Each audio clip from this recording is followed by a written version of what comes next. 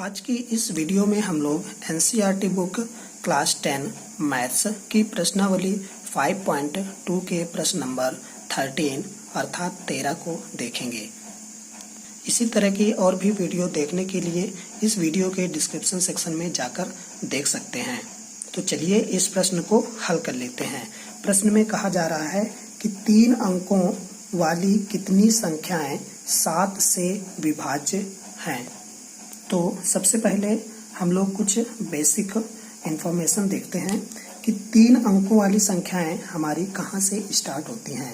तो आप लोग जानते होंगे कि 3 अंकों की संख्याएं हमारी 100 से स्टार्ट होती हैं। ओके, और कहाँ तक जाती हैं? तो ये हमारी जाएंगी 999 तक। ओके, ये आप लोगों को समझ में आ गया, क्योंकि यहाँ पर कहा जा रहा है कि 3 अंकों की संख्याएं जो 7 से विभाज्य हैं। ठीक है, तो 3 अंकों की संख्याएं हमारी यहाँ से स्टार्ट हो रही हैं, लेकिन अभी यहाँ पर ये हम यहाँ से यहाँ तक नहीं ले सकते, क्योंकि यहाँ पर कहा जा रहा है 7 से विभाज्य। ओके, तो यहाँ पर हम 100 न लेकर के जो 7 से विभाज्य होगी उस संख्या को हम लेंगे। तो कौन सी ऐसी संख्या होगी 100 के पास जो 7 से विभाज्य होगी? इसे ज्ञात करने के लिए हम लोग इसमें 7 से डिवाइड करेंगे। तो इसको डिवाइड करेंगे तो सबसे पहले 1 बार जाएगा, तो यहाँ पर 7 आ जाएगा। ठीक है, इसको घटाएंगे तो यहाँ पर कितना हो जाएगा 3, और यहाँ पर 0, और इस तरह से इसको आगे सॉल्व करेंगे तो ये हमारा कितना चला जाएगा 4 टाइम्स 7 चौक 28। ओके, यहाँ पर आप लोग देख रहे होंगे कि 2 बच रहा है। ठीक है, इसका मतलब ये हुआ कि अगर 2 कम होता तो ये संख्या पूरी तरीके से डिवाइड हो जाती। ठीक है, या फिर इसमें हम यहाँ पर 7 आ जाता। ठीक है, यानी कि 7 हो जाता। ओके, यानी कि इसमें अगर 5 ऐड कर दें तो ये हमारा 7 हो जाता, और इस तरीके से ये हमारा 15वां चला जाता। ठीक है, इस बात को अभी और समझ लेते हैं। यहाँ पर देख रहे हैं कि 2 बचा हुआ है। ठीक है, अर्थात 2 अगर यहाँ पर ना आता, ठीक है, तो ये नंबर पूरी तरीके से डिवाइड होता। ओके, यानी कि 2 यहाँ कम होता, क्योंकि ये घटाने के बाद 2 फिर ना बचता, अर्थात नंबर होता कितना 98। ठीक है, तो ये हमारा कितना हो जाता 7 से डिवाइड होता। लेकिन 98 क्या है कि 2 अंकों की संख्या है, हमें कौन सी चाहिए 3 अंकों की। तो यहाँ पर कौन सा नंबर होता ताकि ये 7 से डिवाइड हो जाए? तो यहाँ पर अभी 2 आ रहा है। ठीक है, अगर यहाँ पर 7 आता तो हमें कितना होता 7 से पूरी तरीके डिवाइड हो जाता है, एक बार और चला जाता। तो 7 कैसे होगा? अगर इसमें 5 को ऐड कर दिया जाए, यानी कि नंबर होगा हमारा 105। ठीक है, अब अगर 105 में हम 7 से डिवाइड करेंगे तो ये पूरी तरह से चला जाएगा। अगर आप लोगों को नहीं समझ में आया तो आप लोग ऐसे भी कर सकते हैं कि देखो 7 बार में अगर 7 को अगर 14 से मल्टीप्लाई कराएंगे तो ये नंबर मिलेगा। ठीक है, और ये क्या है 2 अंकों की संख्या है। ठीक है, अब अगर 7 में 15 से मल्टीप्लाई कराएंगे, ठीक है, यानी अभी कितना है 14 है, फिर उसके बाद अगर 15 से मल्टीप्लाई कराएंगे तो हमें 105 मिल जाएगा। ठीक है, जो कि क्या है 3 अंकों की संख्या है। तो इसका मतलब अगर 14 बार देते हैं तो हमें कितना आता है 98, जो कि 2 अंकों की है। अगर 15 बार जाता है तो इसका मतलब क्या है ये 105 है, जो कि क्या है 3 अंकों की संख्या है। तो इसका मतलब यहीं से हम लोग स्टार्ट करेंगे। ठीक है, तो ये पहली संख्या है 3 अंकों की जिसमें 7 से डिवाइड होगा, अर्थात हमारी श्रेणी कुछ इस तरह से बनेगी 105, इसमें फिर से 7 और ऐड करेंगे तो यहाँ पर हो जाएगा 112, और फिर 7 ऐड करेंगे तो यहाँ पर हो जाएगा 119। इस तरह से ये सीरीज चलती जाएगी। ठीक है, और ये कहाँ तक जाएगी? ये हमारी 999 के पास में होगी, क्योंकि अगर हम इसमें 7 से डिवाइड करेंगे तो ये कम्प्लीटली डिवाइड नहीं होगा, तो अर्थात 999 हम लास्ट में नहीं लिख सकते हैं। तो हम लोग इसे भी इसी तरह से चेक कर लेते हैं। ठीक है, तो यहाँ पर हम फिर से लिखेंगे 999 और उसमें डिवाइड करेंगे 7 से। ठीक है, तो यहाँ पर आएगा 7 एकम 7, 2 बचेगा, 9 को ड्रॉप करेंगे तो यहाँ पर होगा 7 चौक 28, 1 बचेगा, फिर 9 को ड्रॉप करेंगे और यहाँ पर हो जाएगा 7 दूनी 14।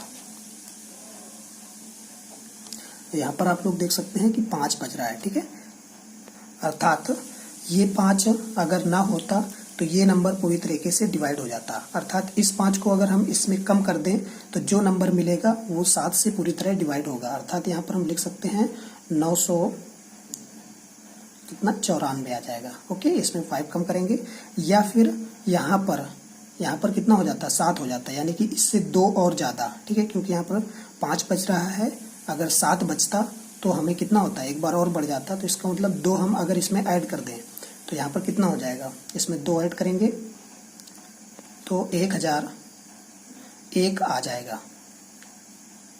ओके, इस तरह से ये दोनों नंबर हमारे पास क्या होंगे, 7 से डिवाइड होंगे। अगर आप लोगों को यहाँ से समझने में थोड़ी प्रॉब्लम होती है तो आप लोग इससे कर सकते हैं बड़ी ही आसानी से। यहाँ पर क्या करें कि 142 मल्टीप्लाई 7 करेंगे तो ये वाला नंबर आएगा। ठीक है, इसको आप लोग ट्राई भी कर सकते हैं। और अगर इससे एक आगे और बढ़ा देंगे, जो इससे आगे वाला टर्म होगा, तो कितना होगा 143, और मल्टीप्लाई 7 करेंगे तो हमें ये वाला नंबर मिलेगा। ठीक है, क्योंकि क्वेश्चन में कहा जा रहा है कि 3 अंकों की संख्याएं हैं। ठीक है, तो 3 अंक का हमारे पास यही है। ठीक है, इससे अगर आगे कोई 7 से डिविजिबल नंबर निकालेंगे तो वो अगला नंबर ये होगा। ठीक है, तो इसका मतलब ये हो गया कि ये 4 अंक का है, तो इसको तो हम नहीं ले सकते, तो हमें किसको लेना होगा, इसी को लेना होगा। तो इस तरह से हम लोग लिख सकते हैं कि ये सीरीज जो है वो हमारी 994 तक जाएगी। ठीक है, ये इस तरह से। ओके, तो अब आप लोग देख सकते हैं कि यहाँ पर हमें सीरीज मिल चुकी है, जो कि 3 अंकों की संख्याओं से बनी है और 7 से डिविजिबल है। तो ये किस तरह की संख्याएं हैं उसे हम यहाँ पर लिख लेंगे। तो ये हमारी हैं 7 से विभाज्य 3 अंकों की संख्याएं, 3 अंकों की संख्याएं।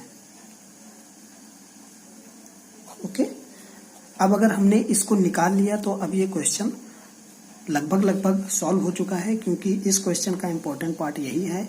अगर ये हमें मिल गया तो अब हमें सिंपल सा केवल पदों की संख्या निकालनी है। ठीक है, कितनी संख्याएं हैं जो कि 7 से भाज्य हैं, यानी कि कितनी संख्याएं अर्थात n का मान हमें निकालना है। ठीक है, और बाकी सारी चीजें इसमें दी गई हैं।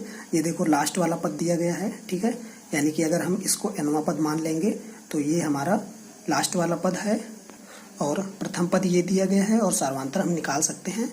और उसके बाद बच रहा है n, तो हम n को कैलकुलेट करके आसानी से निकाल सकते हैं।